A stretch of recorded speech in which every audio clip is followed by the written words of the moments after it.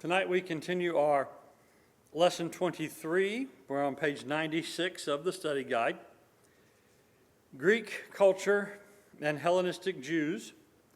We noted the place of this study as we saw that Daniel had one prophecy or two. Daniel had two prophecies extending into this period with the tail. Several prophecies in Daniel give the outline of the four great kingdoms. The Greeks were named in Daniel as the third kingdom, and particularly in Daniel 11, we saw some of the things which we'll see in this lesson and the next about the Greek treatment of the Jews. As we've noted, this becomes very much for us at this point of the study, New Testament introduction and New Testament background.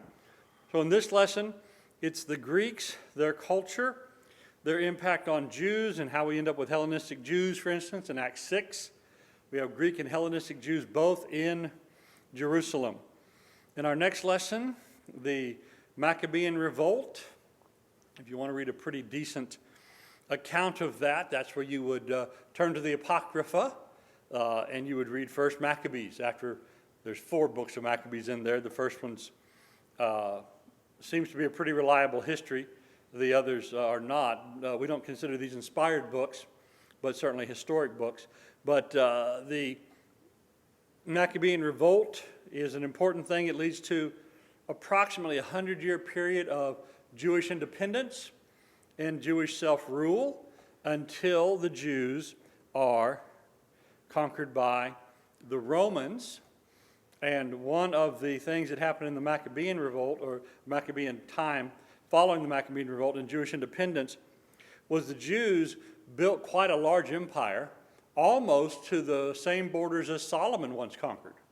So it was quite the going concern for a century, and it really is an important period for New Testament background. I saw this week 2 different things where people were explaining some things of New Testament times, and had they just looked at the things in these lessons, it would have been a much better explanation than what they end up giving.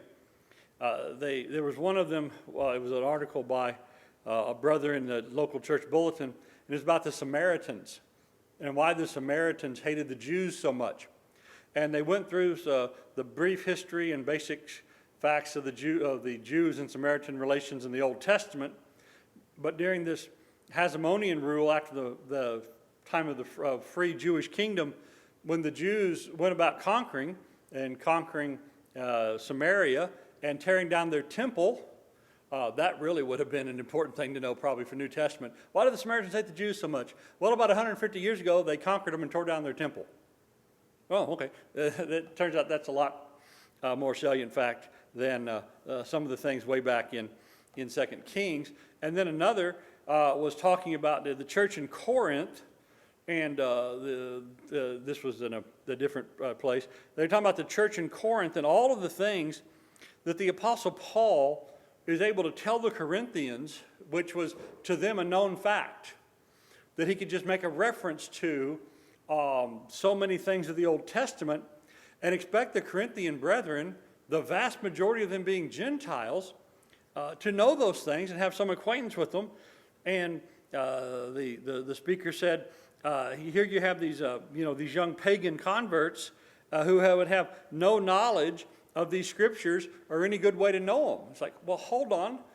One of the best-selling books of the ancient world was the Septuagint translation. Well, if they could read it all, they could read the Old Testament. And then there were outposts of Old Testament Judaism and outposts of Moses' teaching in every city in the empire, in the synagogues. And so if they were interested, they certainly could have found out. And so in both those occasions, by very different speakers and very different purposes, it's like, just if you knew this history, you would be able to more fully see the picture. Well, among the people that the Jews had conquered were the last descendants of the Edomites, Babylonian rule, and then then Medo-Persian rule, and then Greek rule had treated them pretty badly and thrashed them around pretty good, as it had the Jews in a lot of ways. And the remnants of them were taken in by the Jews as they conquered their territory. And the Jews told them, you can either practice your pagan religions and go someplace else, go into voluntary exile to do that, or you can follow the law of Moses.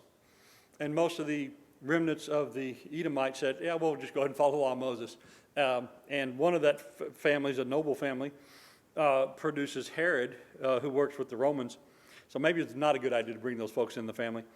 And so we'll study the Romans and the Herods, and then we'll see right in the times up to the gospel time that the Jews are hoping for another free period like this, another independent kingdom where they are in charge of their own destiny. And instead of being the conquered, they want to go back and be the conquered, conquering, and it doesn't work so well. All right, so with that, as we looked at our key points last week and in beginning this lesson, in lesson 23, our key points will be the Greek influences, their rule, their culture, which the Greeks were intentional missionaries of their culture, their language, and as a result, the translation of the scriptures into Greek. So we have the Septuagint translation widely available in the ancient world. And the Hellenistic world in all allowed in many ways Judaism to spread and thrive. So there are Jews all over this Hellenistic world. There's very few places in the New Testament where when they take the gospel, there's not a synagogue. There are places like Alexandria, Egypt, and Damascus both, which have substantial Jewish populations. 15 to 20% of the population of those massive cosmopolitan cities were Jewish. And so there were Jews all over, and there was a knowledge of the law of Moses because they took with them, these Greek-speaking Jews did, they took with them the Greek copy, the Greek translation of the Old Testament. And then we'll talk about at the end some of these challenges to being a Hebrew in a Hellenistic world. And some of that really does apply to us today, I think, as Christians in a very, we're in a culture that is no longer Christian at its core, no longer Christian in its foundations, and we have challenges to how do we be a Christian in a world that isn't very Christian. And the Jews in this period, they had conflicts. Some of them made great compromises, which they probably shouldn't have. Some of them did find a way to be very Jewish. Some of them did not, but be very Jewish in a Hellenistic world. And they were very much swimming against the tide. And in some ways, I think that will maybe give us some help and some information on being a Christian in a dominant culture that's no longer real Christian. So we talked about this effect of the Greeks and talked about it on the Hebrews. We have the diaspora, the spreading of the Jewish people all over. We actually have that word. Peter addresses the diaspora or the scattered tribes in 1 Peter 1. So the scattering of Jews all over, the Septuagint translation, last week we also talked about. Now, where we began, or we will begin tonight, and where we ended last time, was on the synagogue. So it's hard to imagine New Testament Judaism and later Hellenistic Judaism. It's hard to imagine that without a synagogue. And as we mentioned at the very close of last week, we do not know where the synagogue began. We do not know when exactly the synagogue began. We don't know what impulse caused that or anything really about its origin. We have, archaeologists have found, around the year 280 BC, they have dug up the foundations of a building which is a synagogue. And there was a lot of artifacts, and there's some inscription, and there's quite a bit can be gleaned from that. And that's the earliest we know of a synagogue. Of course, the first time you have a thing, does it have a substantial stone building usually? Do most things start off with really nice, symmetrical, well-made buildings? Or do most movements of people start off with something a little smaller and move up to that? So in 280 BC, archaeologists have found this well-developed, fully formed synagogue the only reason we date that, because we know for a fact that if you have one of those built to that degree and to that quality and of that kind of substantial structure, then this must have been a going concern at some point before that. So certainly by 280 BC, we have synagogues. And so the synagogue, if we would go to an ancient synagogue, we would recognize nearly everything there, I believe, because the center of synagogue life was the Sabbath worship. We actually read about some of those in the Gospels. Where does Jesus first proclaim that he's there to fulfill the prophecies? And Luke 4, it's in the synagogue of Nazareth. And we also find over and over and over the Apostle Paul going into synagogues and taking the opportunity to speak. And so we know a little bit about ancient synagogue worship. We know there were prayers. We know that there was reading from the Scripture. We know there was singing of the Psalms. We know that there was an exhortation given on the Scriptures. And we also know that the synagogues were centers of collection of offerings, free will offerings, which were distributed to the poor and given to those in need. Well, those things that we just mentioned, do we know of any place where people gather together to do that?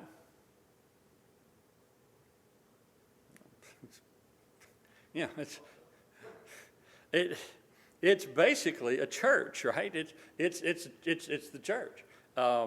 It just in the Old Testament form, and so the congregational structure with elders, with the type of things that you do in the synagogue, that would have been very familiar to Jewish folks for the last several hundred years, and these synagogues, we know by tradition that anywhere they had 10 men or 10 families, they would form a synagogue. If they had less than that, they would not. Like in Acts 16, in Philippi, they found the worshipers of God down by the river. It seems to be a habit that was picked up in Babylonian times, that when you didn't have an official place of worship, Jews would gather near a body of water. So if there was a local lake, if there was a local stream, if there was a prominent body of water, the Jews would worship there. We do find actually in Ezekiel and in Daniel, don't we find a number of important things happening in sermons taught at the side of rivers or the side of canals? And so that may be where the habit began. But once they got to 10, which doesn't take all that many families, then they would form a synagogue. And one thing about the synagogue is there never seems to be any record, tradition, or any kind of indication that this was an activity that the Levites or the priest would be primary in. And so it was really a movement of the people to do this. And one of the main things synagogues would do when formed is secure a copy of Scripture, and they would make sure that was read and explained. And so certainly I think we can appreciate that. And so synagogue worship, synagogue practices, very, very common much in common with the early church. There was yes, Ben?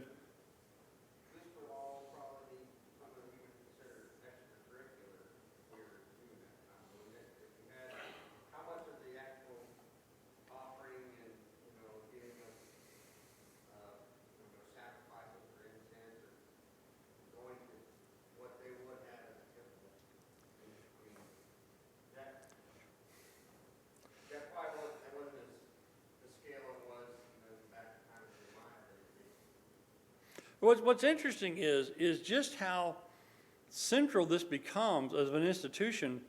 It really seems to start.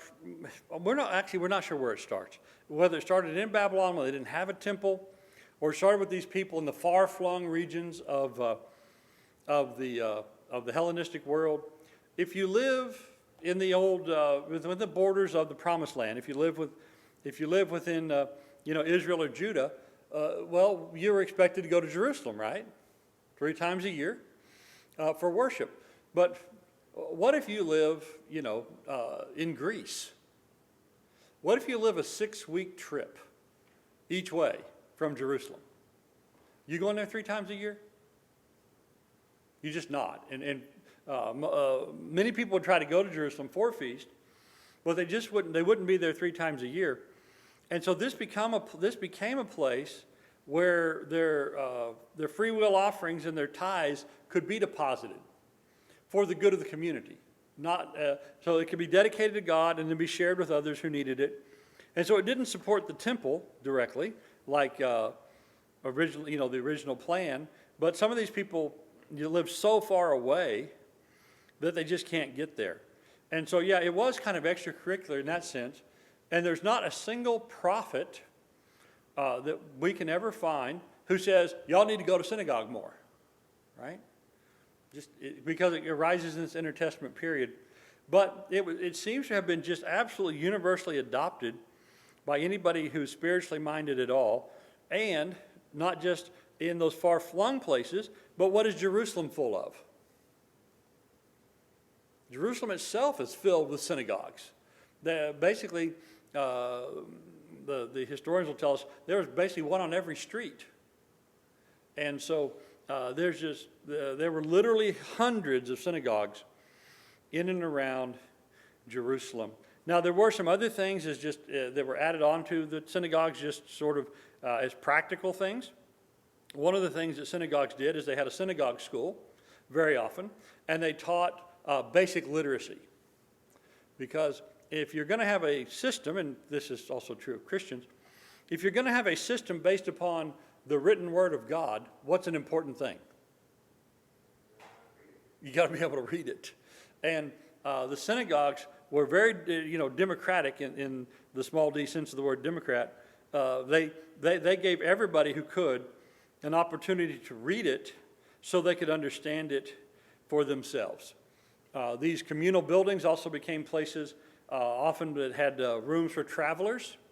Don't think a hotel, think a hostel, right? There's a room with some cots and there's a water fountain out in the front. So they had people who would stay when traveling. Some of the synagogues that they have unburied had large fountains and even pools. I've seen some recent scholarship that contends, and I don't know if I believe it entirely or not, but they are contending that the synagogues had a regular ritual bathing, like go dip yourself in the pool, and they are paralleling that development to baptism, which John the Baptist preached, and they're arguing that just like the synagogue sort of predates the worship of the church, which is given obviously a divine stamp of approval, but they were getting used to these ideas through the synagogue for the church to come. There are some who argue that the many pools, because so many of the synagogues do have a fountain or a pool, and things large enough that you could get in, and some of them even be immersed in. These folks are arguing that the synagogue was, preparing the mind for the baptism which was going to be preached. So, like I say, I'm not sure I'm convinced of that, but I've seen that argued. Okay, so we have this place, and we have this word that's understandable in the common language. We have the synagogue, and with it, an understandable text. And so, how much of a help would that be to remain Jewish? To keep to the old ways? If you get together with the people of your nation, you get together with your people weekly, and you read your common word, and you exhort each other in the common word, and you do the activities to support each other in doing this, you just think how much stronger that makes the Jewish community. And so we've got a place to meet, a place to learn, a place to be encouraged, a place for fellowship and association, and a real place of strengthening for the Jews. Turns out, in a Hellenistic world, they really needed it. They really needed it. And so just imagine today trying to resist, well, don't try to imagine because we actually have to do this. Just try to imagine trying to resist the bad parts and corrosive parts of American culture.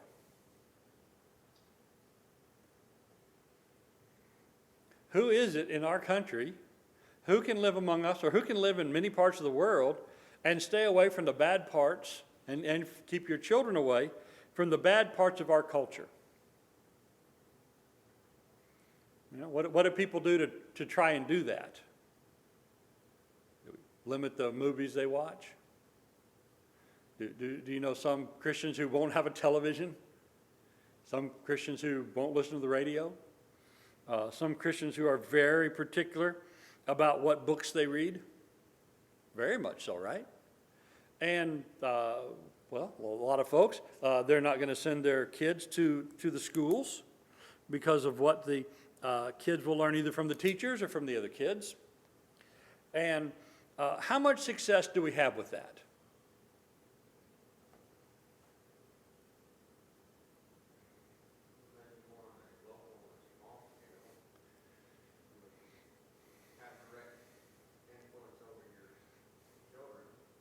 Right? I have to say, the people that try those things, they have better luck than the folks who don't try those things, right?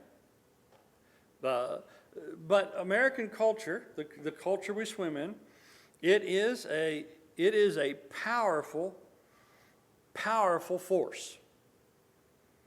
And Greek culture and Greek language and the like was a powerful, powerful force. And so Jewish families over the centuries had to train their children in the ways of the law, in the expectations of Judaism, in the constraints of Judaism to the best degree possible. And so you know, if you're going to have a tribe, one thing you really need to do if you're going to have a tribe of people is, who can you marry? People from your own tribe, right? Because what happens if everybody marries outside the tribe? You don't have a tribe.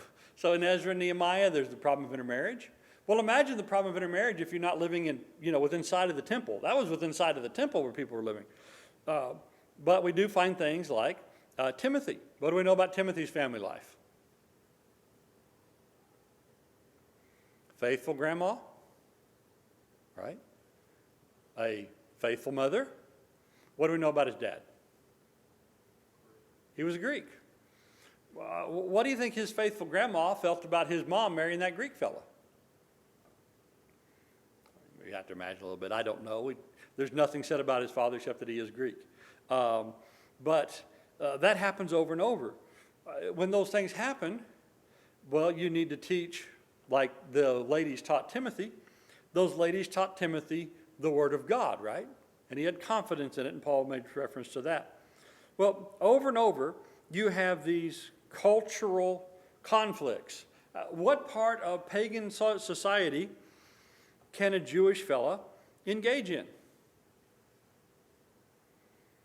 Well, it might be hard to be a strict Jew and go to the company barbecue, because what's probably on the grill? Something unclean, right? Do you just live in the Jewish enclave? Or do you mix with outside the Jewish enclave? And so when you try to maintain a special people, these are the problems you have. So today, if we look at some modern parallels, look at the Hasidic communities, right, where they try to be, they try to keep their traditional ways, and really, in a lot of ways, very, very, very pharisaical in their approach to things. But the conflicts that the Hasidic Jews have around the edges of intermixing with culture, or the Amish, right? And of course, as you look at the Amish more, you find out there's about 75 different versions of the Amish. There's an entire, like rainbow or great or sliding scale from the old order all the way up to, Mennonites. And then how many versions of Mennonites are there? And some Mennonites, you'd never know that they're keeping traditional ways, but they keep some very traditional things at home, right? In a lot of ways, a lot like our brethren. But then there's other Mennonites that almost look like they're Amish. And so this constant conflict with the world and being the special people guided by the book of God, that is something that through the entire Hellenistic period, the Jews faced. Now, we should be very familiar with that whole idea, right? Because we're pretty much engaged in the same thing. So there are those who compromised and became so Hellenistic that they just basically did not become Jews anymore. Some did not circumcise their children. There were some who their children went off to school, to the gymnasium, and because one of the things that features a lot in Greek society is nudity a lot, especially in exercise and physical activity, and the Greek worshiping the physical form and physical beauty and physical perfection and athletics. We wouldn't know anything about that in our culture, would we? But there were Jewish fellows who decided they would make it appear that they were not circumcised. You can actually find people today who are doing things like that, trying to change the appearance of the body that they are not circumcised. It's gruesome, it's bloody, it's got to be painful. But they want to conform to the world. There were some times when there was official persecution, especially the ruler from Damascus, Antiochus IV, the despised or despicable one. He actually, at times, forbade Jewish families from circumcising their children. He forbade the observance of the Sabbath. He forbade a number of other Jewish customs, and he forced paganism on the people. He forced them to worship Zeus, and he forced them to sacrifice pigs on the altar at the temple in Jerusalem. Now, as we talked about briefly before, we'll talk about this more in the next lesson, when people compromise their religion on their own, do they care so much that they end up worshiping Zeus? Not really. Because why? They made the choices that eventually caused them to worship Zeus. But what if you go tell religious people, hey, today we're worshiping Zeus? Automatic conflict. And so there was conflict that was forced upon the Jews by the overreach of some very poor and egotistical rulers. There was also conflict in the community amongst themselves by various families who compromised on their own individually with how much they would do. And so there becomes two kinds of Jews by the time we get to Acts 6, where it mentions in Acts 6, verse 1, a complaint of the Hellenistic Jews among the native Hebrews. So even in Jerusalem, if you can imagine, even in Jerusalem, there are Jews who don't speak Hebrew or Aramaic. There are Jews who are cultural Greeks, and they can see the temple down at the end of the street. This is how persuasive and invasive that Hellenistic culture was. Now, one of the nice things that solves a lot of these problems is, what does Christianity think about the fact of you're a Jewish Christian or a Hebrew-style Jewish Christian or a Hellenistic-style Jewish Christian? What does Christianity think about that? Not only are there no different kinds of Jews, we don't even care that the guy who was a pagan last week could come in, right? Because you think about the guy who was how soon after a guy was a pagan could he be sitting there taking the Lord's Supper with you?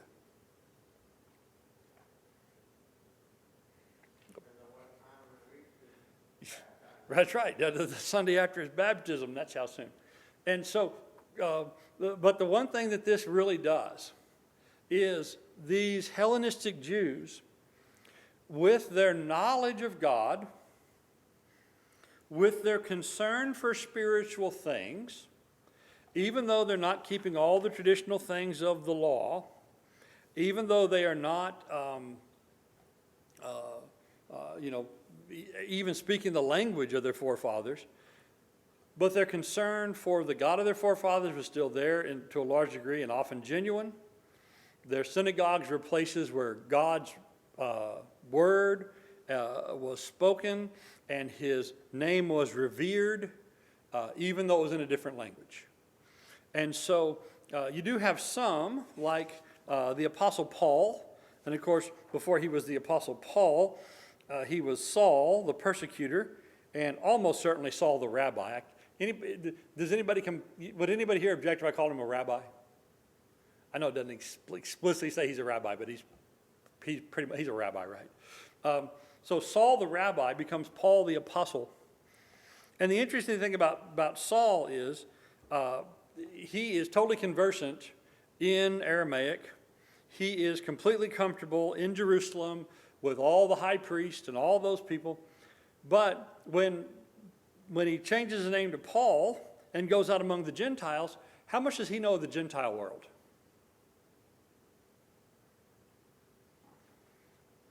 How much did Paul know of the Gentile world?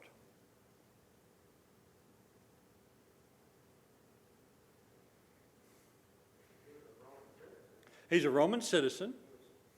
He's born in Tarsus of Cilicia, which was a major university town in the ancient world.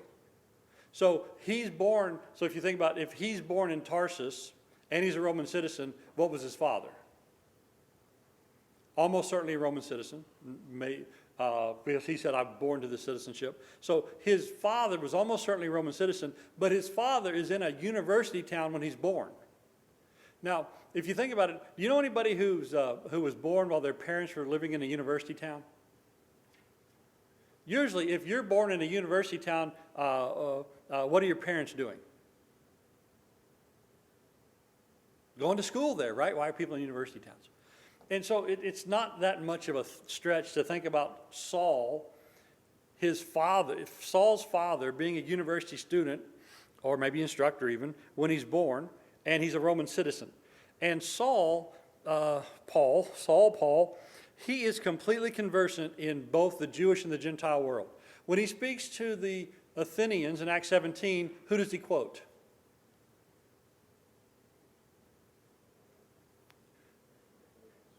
He quotes one of the poets, right? The line of him, in him we live, we move, we have our very being. In my Acts notes, I have the name of the poet who said that. He wasn't like the top list of Greek poets. He was like the B list. But if you know the B list poets enough to drop them into your sermon, what do you know? You know the Greek poets. And then to Titus, when he's in Crete, what does Paul quote? A poet from Crete. And so the Apostle Paul is thoroughly at home in the pagan world. And as far as knowing their culture, in being educated in all that way, I'm really sure that he was a rabbi. And I'm also really sure he probably had the equivalent of a postdoctoral degree from a Gentile university. I'm very well convinced of that for the Apostle Paul, that he's a trained rabbi who's also almost certainly a doctor by degree of a graduate from a pagan university. And so there are people like that, right? And are there people today, they're trained theologians, but they're also got a doctor in some other thing? And when those people are sound in the faith, and when those people are good Christians, how much good can they do for us? We're happy those types are there, right? And so they had those types of folks, and Saul was one of them in the ancient world. So what we do is, with these synagogues and with this Septuagint translation, we seed the Roman Empire, the eastern side of it particularly. We seed the Roman Empire with outposts of Judaism, with outposts of the knowledge of God, with the revelation of God in the language that not just these Hellenistic Jews can read it, but what about the regular Jew, the regular Hellenist? What about the regular Gentiles? If you're interested in religion, if you're interested in why these Jewish people are the way they are, and you hear some things about their God, is there a place where you can go find out about him? Yeah, that same synagogue, right? And in synagogue after synagogue, what was the back third of the building? It's full of God-fearing Gentiles. So over and over in the book of Acts, we run across God-fearing Gentiles. And God-fearing Gentile, that was a technical term used by the Jews. It was Gentiles who acknowledged the true God of heaven. And they followed ethical teachings from the prophets. And so we run in Acts 10, who's the first Gentile that's baptized by the apostles? It's a centurion. And what does the centurion do? What were some of the things that made him such a perfect candidate to be the first Gentile?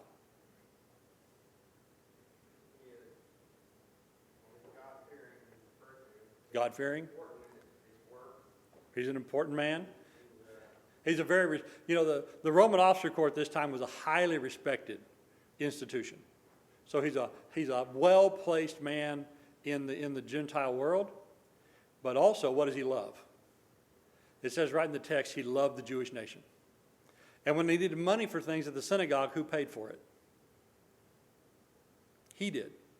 And so we have these Gentiles, and some of them, as we go through the book of Acts, in city after city, are they not leading people? Or the wives of leading people in the towns? And so we see it all over the Roman Empire and all over the Hellenistic world. We've seeded this knowledge of God, people who are already following God and wanting to know more about God.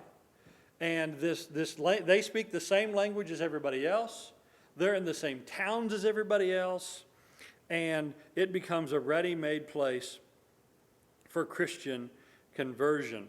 It has been estimated by some that something like 10 to 15% of everyone in the Roman Empire was either Jewish, or in some ways followers of the Jewish religion. Now, when I first saw that number, I thought, that can't be, that seems awful, awful high. But with the great population of the Jews, they were a very fast-growing people, as they often were, because all through the Old Testament, what's one of the things that Jewish families always want? Lots of kids, right? And so between population growth, they're spread all over the empire, the number of Gentile people who become acquainted with them, and to varying degrees of God-fearing people who come to the synagogues, we end up with this massive, ready people who are going to flood into the church. And of course, what was the law? In the book of Galatians, there's two statements on which we'll close, leaving our questions for next week. But there's two statements in Galatians that are important to this. When did Christ come? I got these out of order. When did Christ come? In the what? Fullness of time. I think this list of things is why it was the fullness of time to a large degree. And also, the law was what? It was a schoolmaster to do what? Bring people to Christ. And so the tutor or the schoolmaster has been at work, and classes have been in session for 250 to 300 years all over the Roman Empire. And it's the fullness of time when the gospel comes. All right. Next week we'll look at our questions.